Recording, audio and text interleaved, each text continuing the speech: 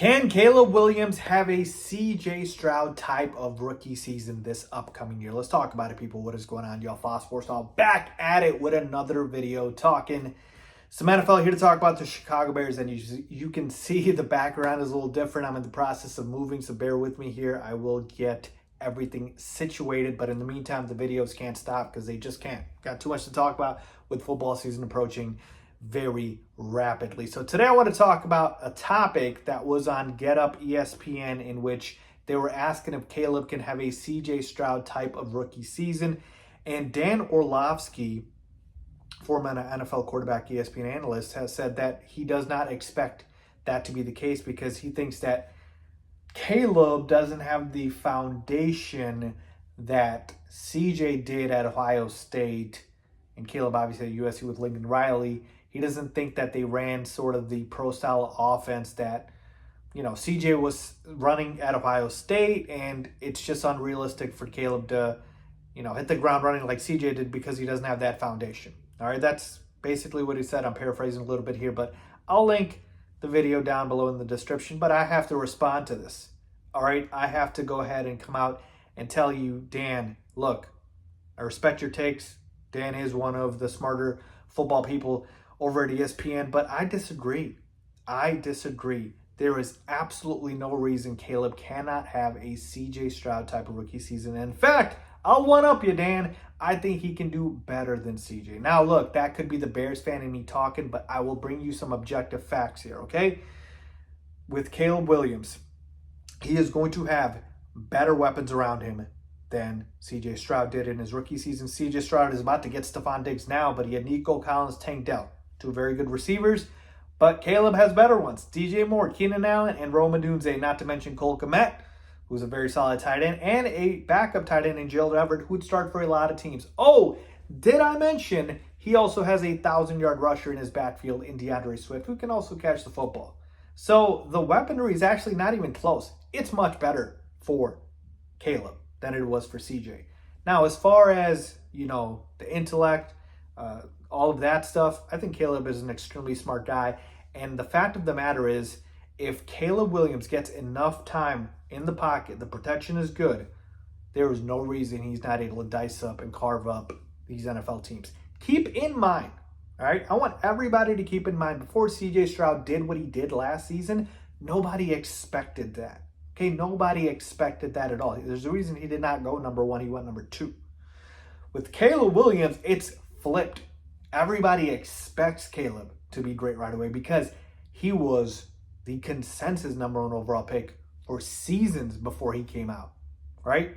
It wasn't even like that year, it was seasons before. So the expectations for Caleb are through the roof because we see the skill set. We see what he can do. So I expect nothing but greatness. Now, again, is that putting a lot on his plate? Sure, but he's the number one overall pick. He's used to it, okay? So the weaponry is much better for Caleb Williams than it is for CJ Stroud. Now, I will say with CJ, he played in an easier division, okay? He played in an easier division with teams like the Colts, with the Titans, with the Jags, and you're not going to get that in the NFC North with two playoff teams in the Packers and the Lions. Now, the Vikings are going to regress, but you still have two very good playoff teams in the division. But here is what Caleb does have this upcoming season, at least, which is the strength of schedule. It is much easier. The Bears have the third easiest schedule in all of football next season. So Caleb is not going to go up against these gauntlet defenses similar to what CJ went through, right? Easier division, easier matchups, same thing with Caleb. So even if he doesn't have an easier division like CJ Stroud did, he's got an easier schedule. So that's going to work to his favor. And last but not least, let's just take a look at CJ Stroud's rookie season, because while it was fairly impressive, folks, I'm sorry, the touchdown numbers weren't all that. We're talking 23 touchdowns, okay? 5 picks, great. The interception numbers, very low, love that. But did you know Daniel Jones threw for more touchdowns his rookie season? How about Baker Mayfield? Yeah, both of them threw for more touchdowns than CJ Stroud did. Now, they threw for more interceptions as well, but you get my point here. For Caleb to exceed 23 touchdowns, I think that is very doable. For him to exceed or not go past 5 interceptions, yeah, that's probably unlikely. And that is what, played a huge part in making CJ's season special, is he didn't turn the football over a lot. But hey, it doesn't have to be 5, as long as, Caleb doesn't turn into a turnover machine. Not all interceptions are bad if you are, going ahead and, getting the playmakers that you have the football, and, sometimes the ball gets tipped, this and that. So there's a lot of context there.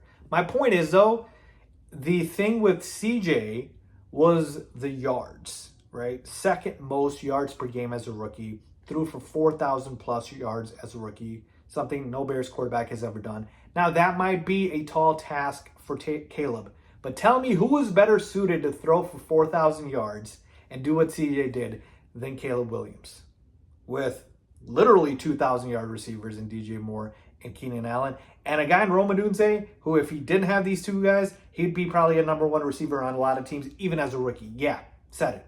And I told you, Cole Kmet, 700 receiving yards. Gerald Everett as well. So, the weaponry is there.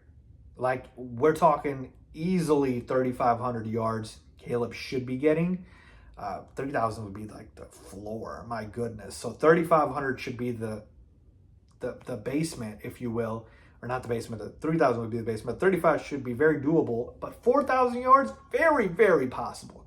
So there's scenarios here where not only does Caleb match what CJ did, but he blows him out the water statistically. I mean, I just saw an article where they projected Caleb to throw for over 4,000 yards and 34 touchdowns and 14 interceptions. Again, those are very aggressive numbers here, but nothing that Caleb can't do. So tell me why he can't have a rookie season like CJ Stroud, because I haven't heard a good reason why, and I think he's going to go ahead and have a better one. Sorry, he just is. Just more around him, and he's set up better than CJ. So let me know what you guys think. Leave a comment down below with your thoughts. As always, thanks for watching.